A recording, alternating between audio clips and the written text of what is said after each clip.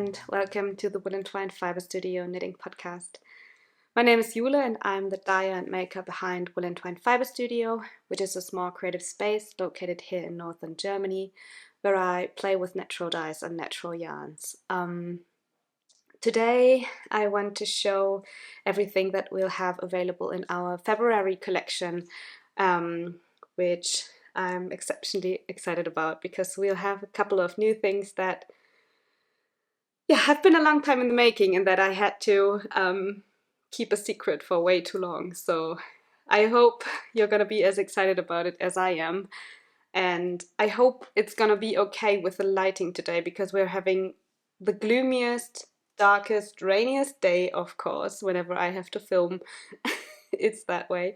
So I hope you'll be able to see everything. I'll do my best to try and adjust the lighting as much as I can.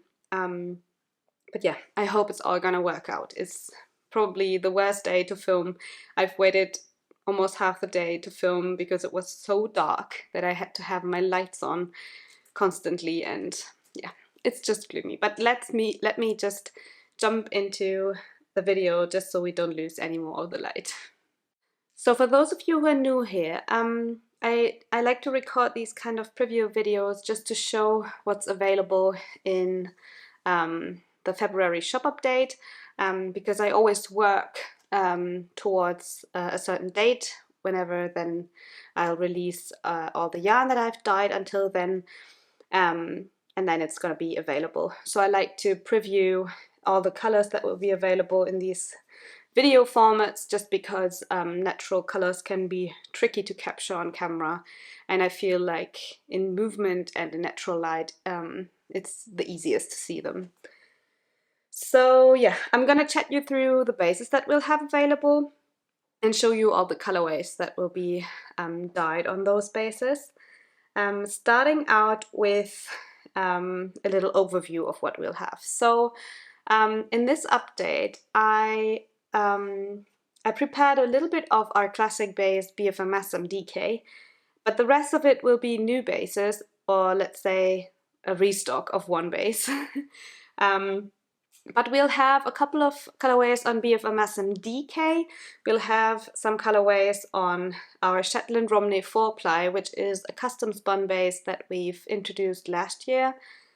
And that was gone super quickly, so I spoke to my mill and I got a respin of this base that I'm also going to talk about more in depth later.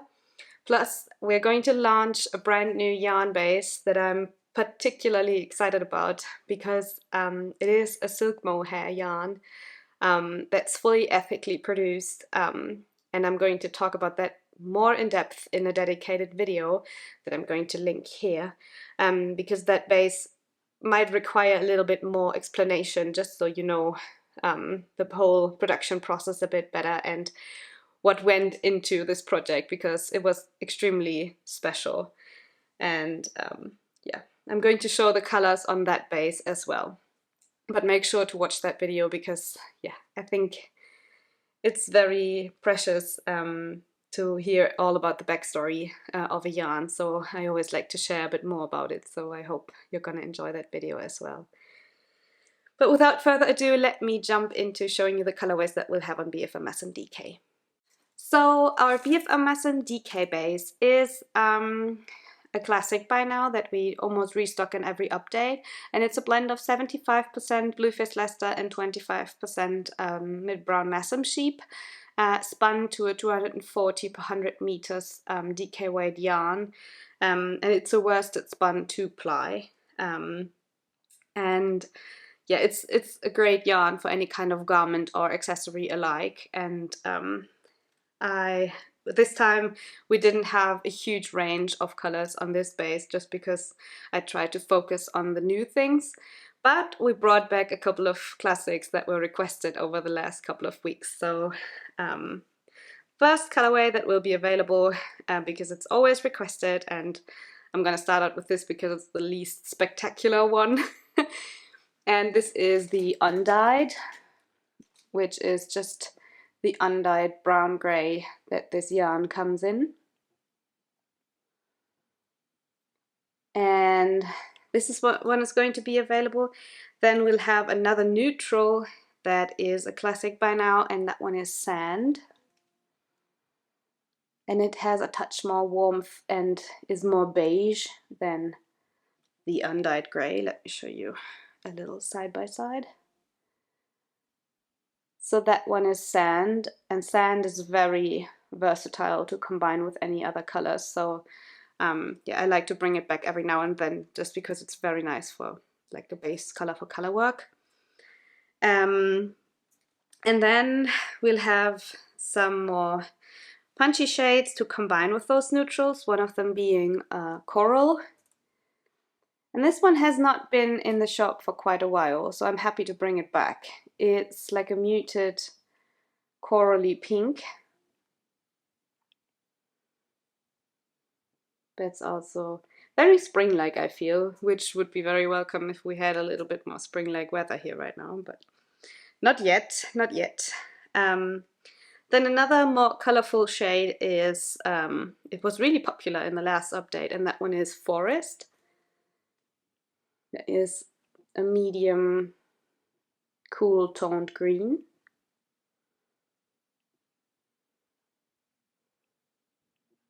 And then we have two new colorways that we're bringing this time. One of them being another green, because you seem to be liking the greens very much at the moment. So this one is called Moorlands, because it just reminds me of moorlands and swamps and all these kind of things. It's like something between a green and a grey. Green, grey, beige, I would say. In some lights it appears more green, in some it appears more grayish, so it's one of those shades that's actually really like shifting with the light. And then we have one more shade, and this one is called Blackberry. And it's something between a dark brown and a dark purple. And I'm very in love with this one, because you know how much I love these kind of dark berry shades and browns, and this is kind of the best of the two. So yeah, this one is Blackberry. And I think these two go really well together. So this is Blackberry and Moorlands. And yeah, that's actually already it for the BFA Masham DK base. Just because I wanted to keep it quite simple with this collection, and I wanted to focus on the new bases that I'm going to show you just now.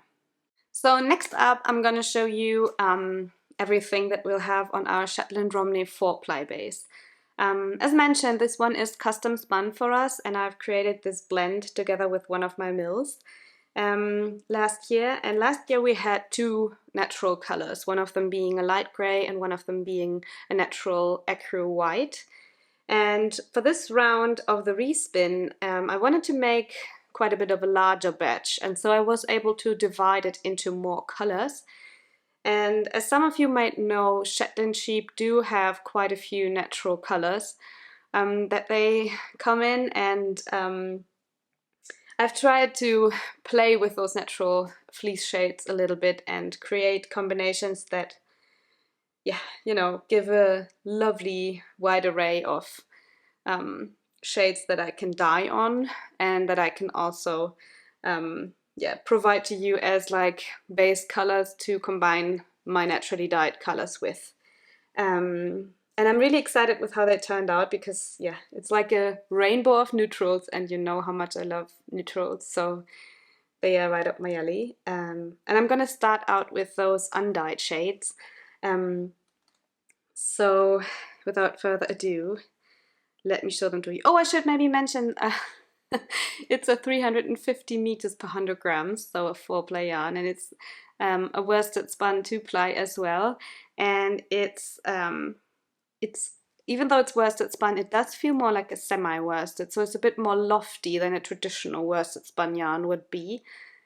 And yeah, as said, it's custom spun for us. And I actually, if you were curious about what to knit with this yarn, I have recorded a whole video on this base where I share some swatches and samples, and also have a long list of pattern suggestions that I've prepared for this one. So yeah, I'm gonna link it here and also in the video description below in case you're curious and want to hear a bit more of this yarn. But now let me show you the shades that we are gonna have this available in.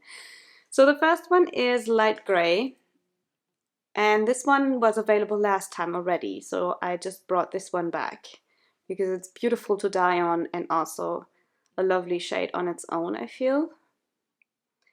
And then this time we created another gray, and this one is mid gray.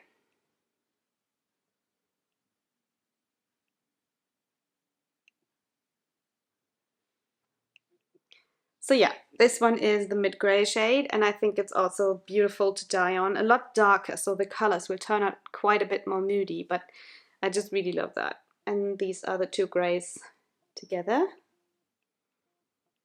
If the camera wants to focus, here we go. And then next up, because I do love my grays to dye on, but I've also wanted to create something that's maybe a little bit more warm in undertone, just so I can have more, yeah, possibilities to dye on even. And one of them being light beige. This is the lightest of the, let's say, more warm brown range. Then I'll have medium beige.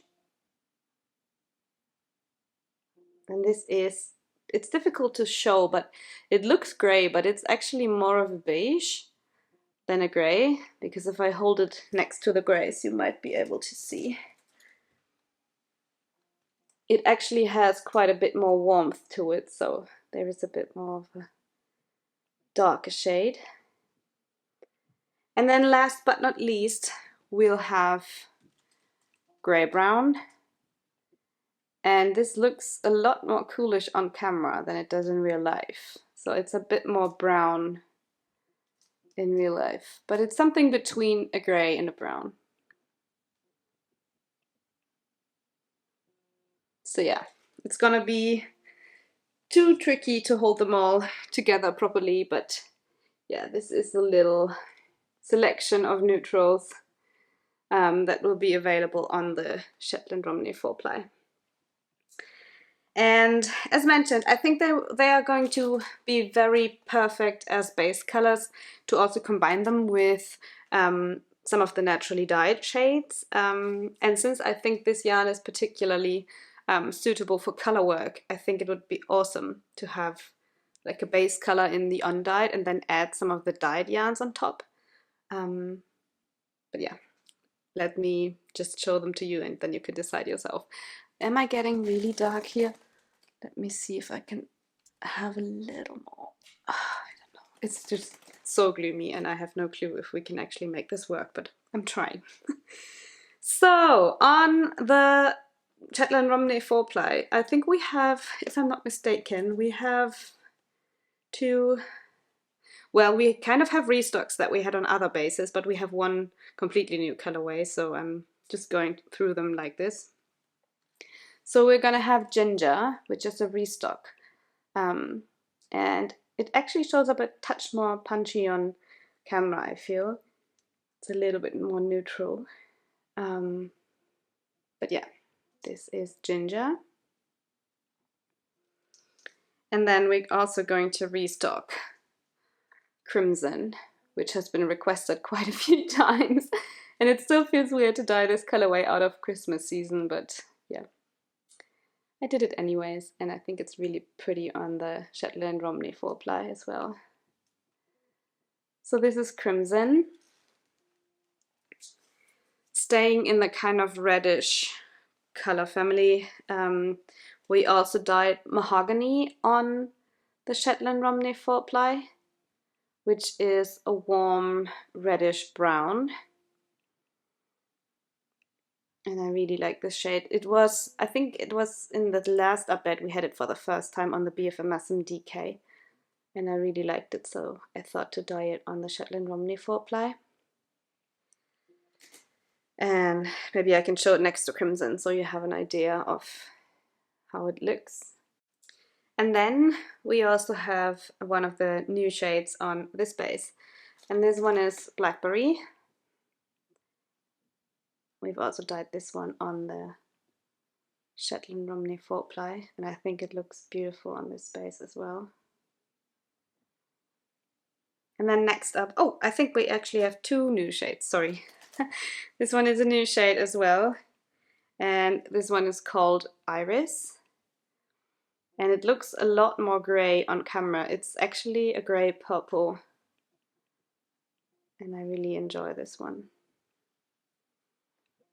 It's very muted and very much fitting the gloomy weather right now, I think. Come on, camera, can you focus?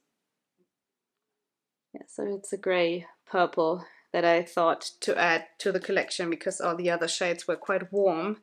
So I thought it's nice to have one that's a bit more cool toned. I can't lift them all up. Yes, I can. So this is the collection on Shetland Romney 4-ply that we have in the dyed shades. And I think that already was it, because for this update I know we've had a couple of issues lately with people being carjacked in shop updates, and so I'm more and more trying to concentrate on like smaller amounts, not small amounts, but less colors and larger amounts per color, just so it's maybe a bit more relaxed for the shop update dates. So yeah, doing my best to make it all as much as I can, but especially for this month, it was such a roller coaster. I don't know if you follow me on Instagram, but if you do, you might have seen that we've been crazy busy because I'm currently on the hunt for a new studio space, which is actually quite a bit of work. I mean, looking for something and then applying for something, looking at spaces, checking if they're suitable, and you know, it's just a lot of work. And at the same time, the February is always such a busy month because half of my family they have their birthdays in this month, and I don't know, there's just always so much going on. So this month was rather hectic, but yeah, it was a bit easier to also focus on fewer colors and larger amounts per color. So I hope it's also going to be a bit more relaxing for you. But yeah, I think we're done with this base. As mentioned, the full video is up there, and I hope you're gonna enjoy watching that. And next up, I'm gonna show you the colorways on our new base. So onto the exciting part. Let me show you, like, not that the others were not exciting, but this one is just so new and so different, and I'm really enjoying to work with it and experiment with it and explore its potential. But yeah, we have gotten our first custom spin of a silk mohair yarn, and not just a commercial silk mohair yarn, but one that has been produced from fully traceable RMS certified mohair fibers and cruelty-free silk. And it's not easy to get your hands on something like this as a dyer, because most mohair yarns out there are commercially produced ones, and that just was not an option for me. I'm going to go more in depth about this whole thing in the dedicated video about this yarn base. But let me tell you, it was a journey to create this, because yeah, I think it took almost 2 years from now. It's crazy. I remember I started working on this right when I went full-time into dyeing. So yeah, that's 2 years almost. Yeah, it took quite a while. But I'm so happy to introduce this to you, and yeah, it was,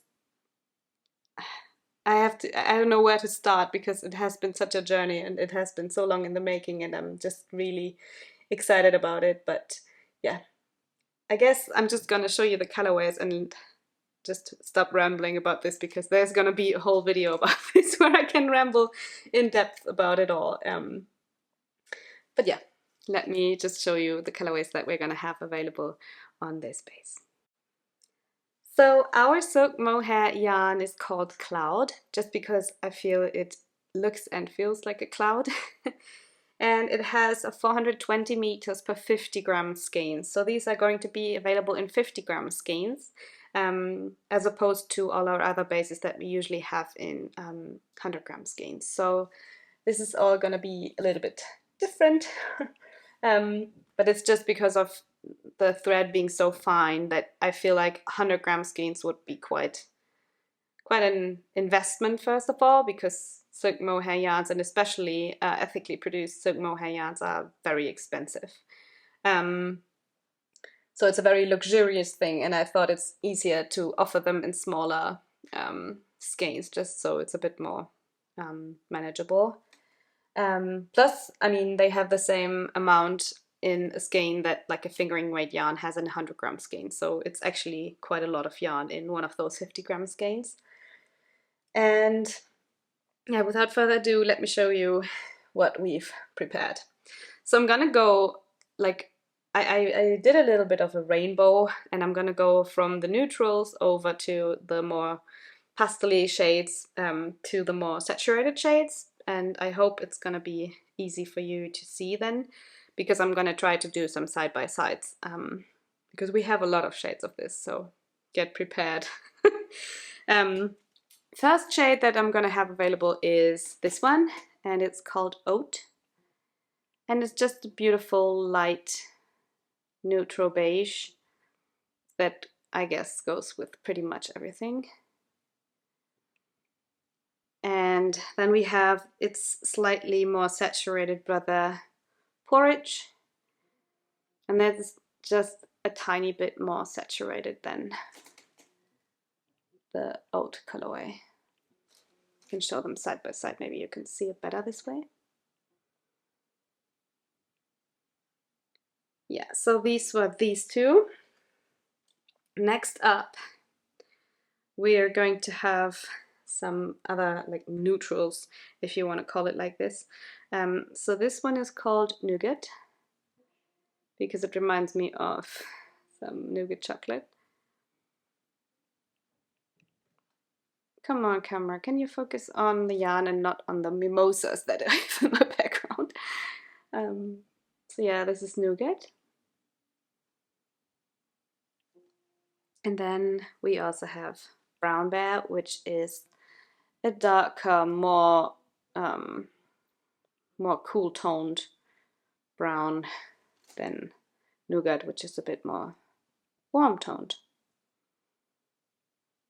So these are the two brown shades that I think are just lovely and very wearable. And here are the four neutral shades together.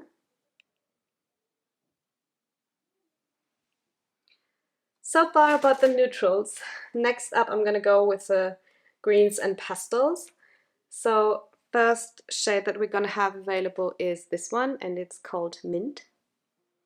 And it's a very light bluish green mint.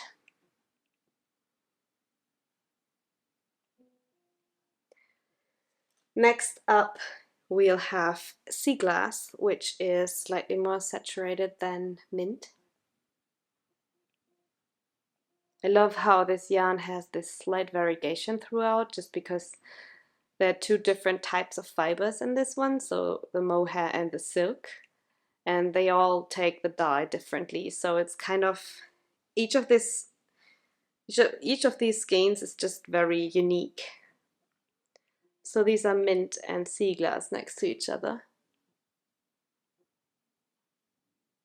I hope you can see because it's getting really dark out again.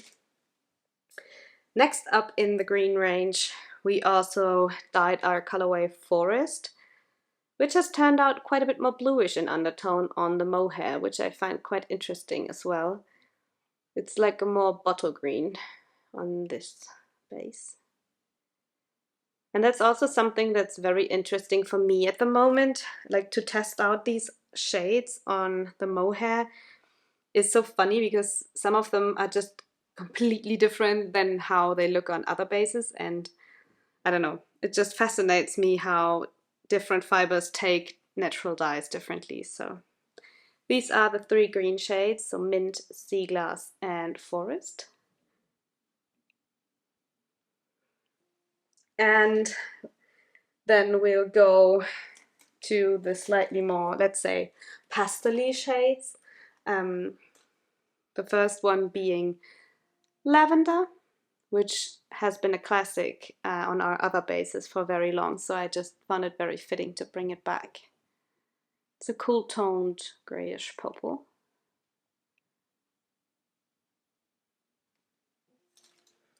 Next up, we'll have another one that we had before, and I haven't been able to dye this one on other bases before because, yeah, it's just very light and I have a lot of gray bases and it just doesn't look good on gray bases. It looks so much better on white.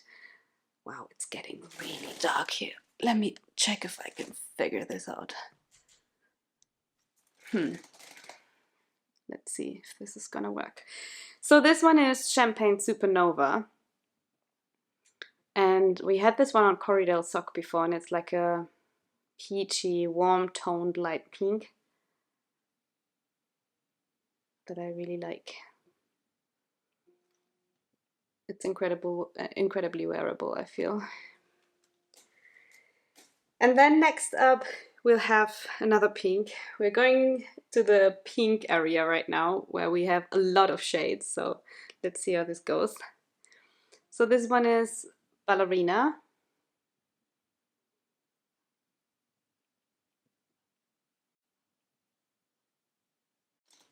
So this one is called Watermelon, which is a very saturated, heavy pink. Next up, we'll have another pink that is called Raspberry. And that one looks a lot punchier than it is in real life. I don't know if I can show it by showing other colors. No, it's just very punchy on this, in this lighting. And, well, I don't know, but imagine it a bit more muted. Next up, we'll have Fuchsia, which is a dark pink that's a lot more saturated and a lot more blue in undertone.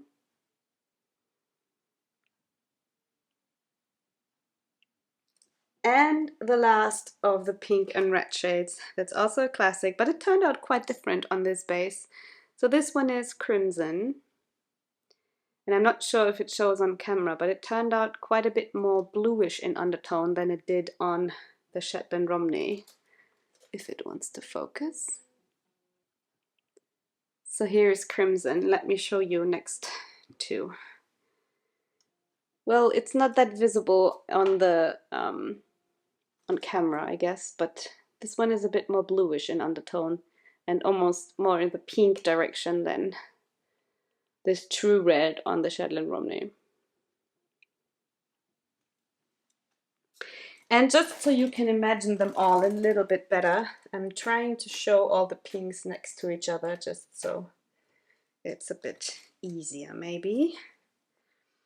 So these are Crimson, then Fuchsia, Raspberry and Watermelon.